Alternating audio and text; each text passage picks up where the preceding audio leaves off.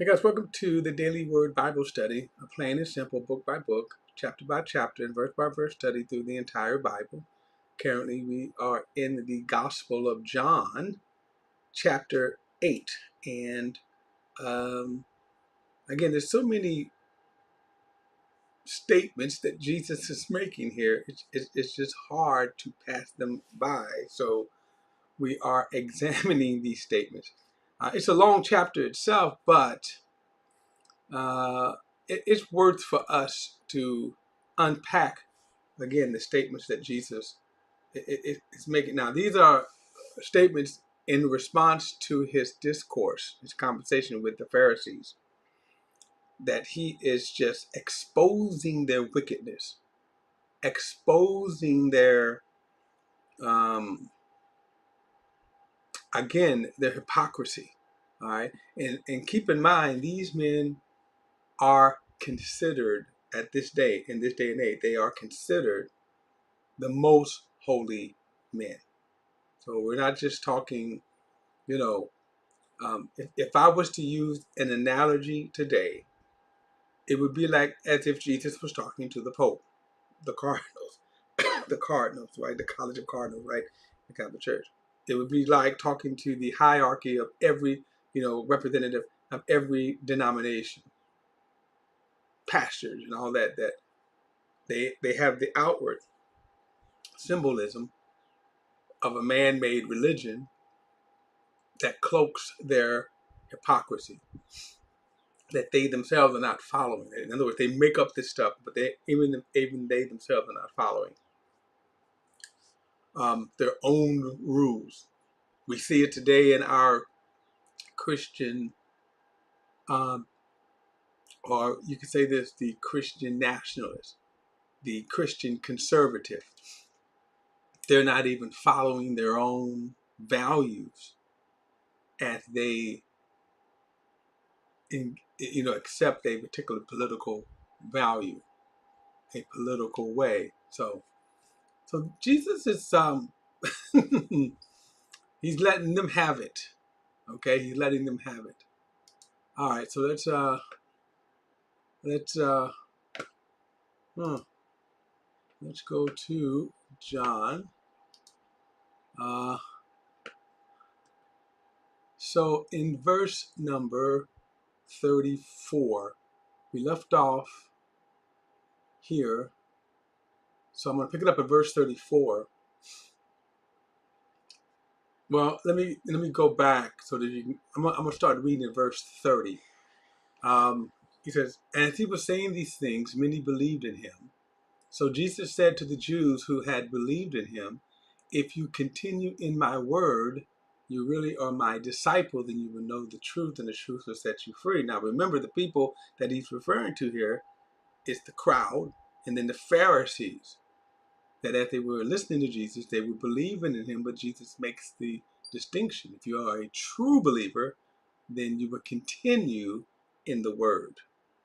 In other words, you won't start, you won't finish, you won't be a fly by night, you won't be a fair weather, but you will continue in his word. Verse 33, they say, "Well, we are descendants of Abraham." They answered him, "And we have never been enslaved to anyone. How can you say you will become free?" Now, this is so amazing to me. This is amazing to me that as the words were coming out of their mouth, they were literally in bondage. They were literally under the control of the Roman Empire. And they had been in bondage for the last 500 years, starting with the Assyrian conquering the northern kingdom of Israel, and then Nebuchadnezzar conquering the southern kingdoms.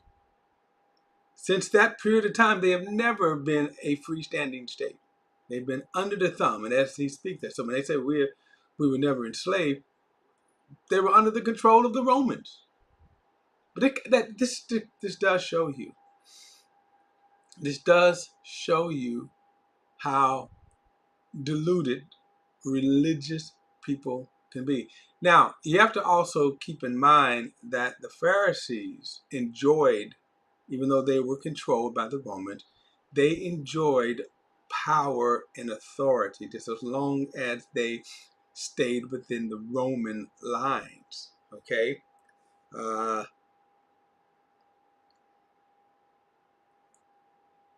Excuse me. Just as long as they stayed within the Roman lines. Now, and so they were able to abuse their authority, both religious and then also Roman. The Romans didn't care as long as they kept them in line. So, yeah, so from their perspective, you understand the hypocrisy.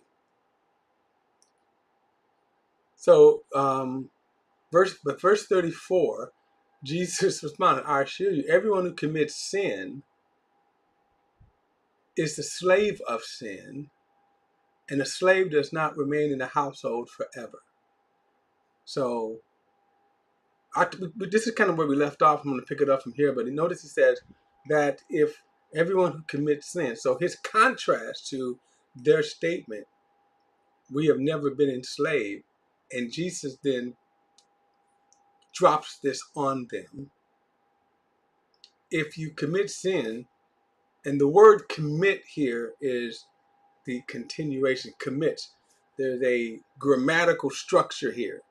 Commits, that S, or as we know sometimes, ing means a continuation. So, but Jesus is not referring to a single act, but a pattern, a lifestyle. I assure you, everyone who commits sin, then he said, is the slave of sin. Thus, you yourself are showing that you are not the descendants of Abraham, you yourself. And by the way, in a greater way, you're proving, he's going to make this statement, you're not even true descendants of Abraham because you reject Jesus.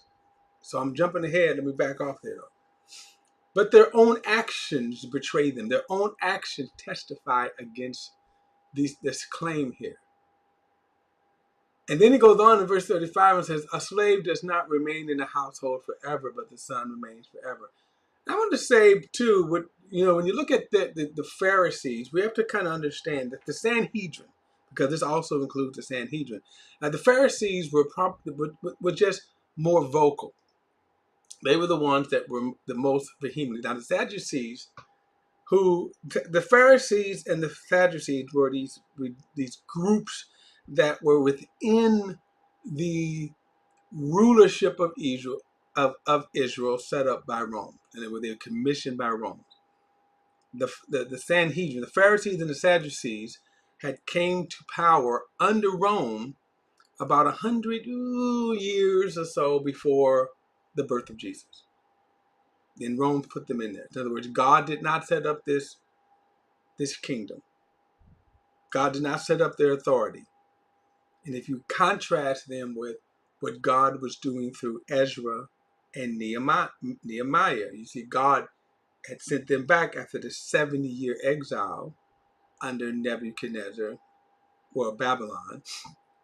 It was God who the one set them up and then set that priest and rulers, and not a king, but they were rulers, okay, in Israel during the time of Nehemiah and Ezra, which was after the 70-year exile. And so, my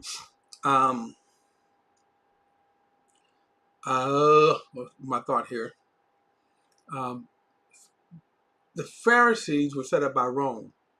Now, the Pharisees were students of the law, but they were fake, and they came to power under the law, and had been so at the time of Jesus.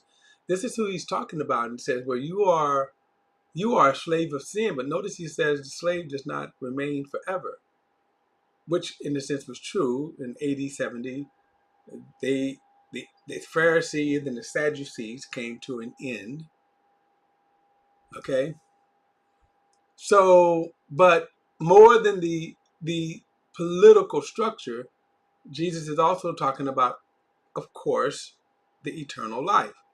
So he says, everyone who commits sin is a slave of sin, and a slave does not remain in a household forever, but a son does remain forever. Okay? So again, Jesus is I'm greater than you. See, you're the slave. You're the servants, bad ones at that.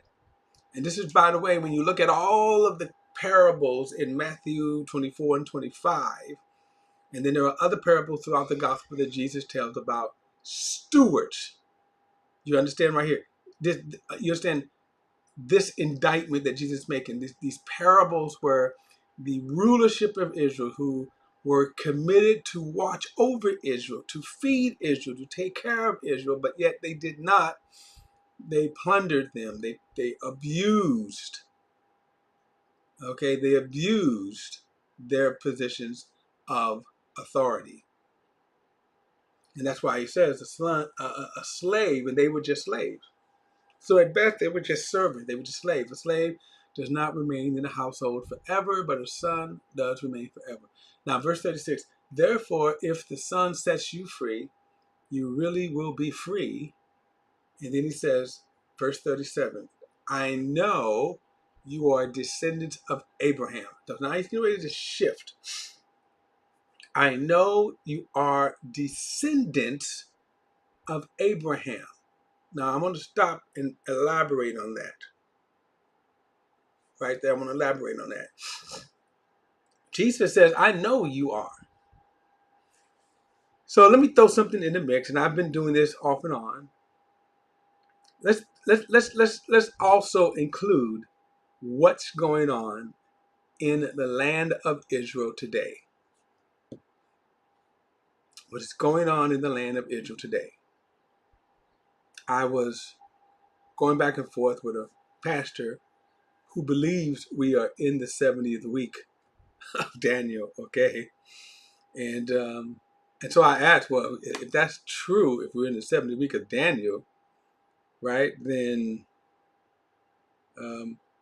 how do you know that the people who are occupying the land, how do you know that the people who are occupying the land of Israel today are the descendants of Israel?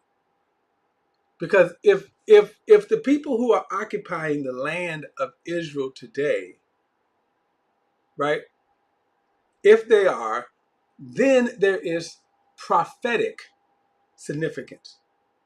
However, if they are not the physical descendants of Israel, of Abraham, then there is no prophetic significance. Now, the assumption has been they are the descendants of Abraham. And yet, when asked, no one can answer, how do you know? They're occupying the land, they call themselves Jews, but how do you know? Right? So, Jesus here says, I know you're the descendants of Israel. So, the occupants of Jerusalem at this time here, at this time, were the descendants of Israel. Now, how do we know that? We know that because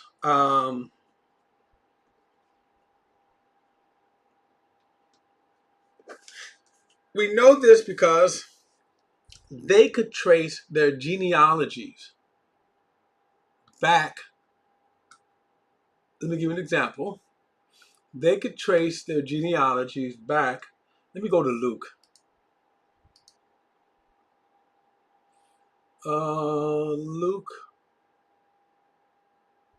Oh, I want to go to 2. Luke. And trust me, here's the thing about genealogies. Here's the thing about genealogies. Here. Where is it? Here we go. I'm going to show you 2 genealogies, okay? I'm going to show you 2 genealogies, okay? And I'm not going to go through all of them, but verse 23 says, and as he began his ministry, Jesus was about 30 years old and was thought to be the son of Joseph, the son of Heli. And then notice it goes on. He goes all the way back, okay? And the son of Red, the son of Zubarol, Now, this brings us to the time of the 70-year return, the time of Ezra, when they return back to Jerusalem. Then he goes back. All right, all these people here, son of Matthew. And then it says, and Simeon, the son of Judah, right? So the son of Judah right here. And then he goes back. Am I in the right one here? I think I'm in the wrong one right here. Okay, I'm sorry. This Judah is not the Judah I was talking about right here. Because here we go. We go back. Then it says son of Nathan. Then he says son of David. And the son of Jesse. The son of Obed. Now, all right. So, son of Nathan. I think Solomon was called Nathan too. His name was Nathan because I'm gonna have to do some research on this. Okay, but then notice Jesse, Obed, Boaz, right? And you kind of go back. This is the Judah I was talking about: Perez, Judah, and then Jacob, then Isaac, then Abraham, right? Okay, then we go on, and we go all the way back to Shem. Okay, so Jesus is a direct result of Shem. Okay, and I will add, not a European descendant. And by the way, because you look, I'm not the one who make this up. There were a concerted effort to distort the Christian narrative, but okay. But it goes on: Enoch, Jared, and then Canaan, then Enos, and then Seth. Interesting, and then son of Adam. Okay, so my point is, he goes all the way back to Adam, right? Jesus can prove that he is a Jewish descent of one, David, up to Abraham. And he goes all the way back to Seth. And what he's showing is that the reason why Cain is not mentioned here, by the way, the reason why Cain and Abel is not mentioned here, because first of all, Abel was killed. And then Cain is not, because he was the wicked seed. And so these genealogies were only recording the righteous seed. Let me go to Matthew. Let's go to Matthew. And so Matthew starts off, okay, so remember, Luke starts with Jesus and goes back. Matthew is going to start at Abraham and come forward. And so notice Abraham fathered Isaac, then Jacob, and then notice this, Judah, and then it mentions all his brothers, but Judah is the line that we're interested in. And then it comes down, there's Boaz, which is, by the way, Ruth, book of Ruth, Rahab, by Rahab. Here's the interesting thing right here. By Rahab, there's some genealogies missing here in terms of timeline. Notice Rahab, who was the prostitute back during Joshua's day. So that's kind of interesting. So there's a lot of genealogies that's missing here. Then Boaz, then Obed by Ruth, right? Then Obed Jesse, and then David, which is, okay. So then we mentioned you have David father Solomon. Now back in Luke, he calls him Nathan, and then Solomon father, and he comes all the way through Hezekiah. We know this guy, Manasseh, yuck. But Josiah, very good king. And then we come to Babylon. Now watch it. Here's the interesting thing. So remember, Babylon is when Israel was wiped out. They're deported from the land. And then when they go back to the land, right, here is Zerubbabel, right? And then we come all the way down, you can say during these 500 years after, okay, and we come to Mary, Father Mary and Joseph. So again, Jesus is able to prove his lineage through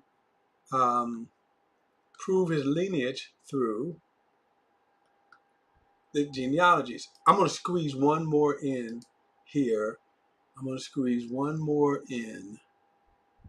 And I think I can do it here in Chronicles. Here we go. Now, Chronicles, I'm just going to skim through this here, okay, because this is the it's called the First Chronicles, but notice he starts with Adam, then Seth, right? He's not counting Cain because Cain is the wicked seed. But notice this: you see all these different genealogies. I think it's about almost 14 chapters or something like that, right? Think about this: all these genealogies here, right? All these genealogies that they use. Look about this: all these genealogies, all right? Think about that. All these genealogies. I'm going to stop here, but that's what I wanted to show you is that um, these genealogies, which were used, remember, part of these genealogies were used by Matthew and Luke, right, to establish Jesus' genealogy. Those, what I just showed you in First Chronicles, was kind of a wider spread of all 12 tribes of Israel genealogies. So, all right, we'll pick this up in the next study. Don't forget to like and share this video and subscribe to BP, the Bible Perspective. And as always, if you have a thought, a comment, add it to the comment section below. All comments are welcome. I'll see you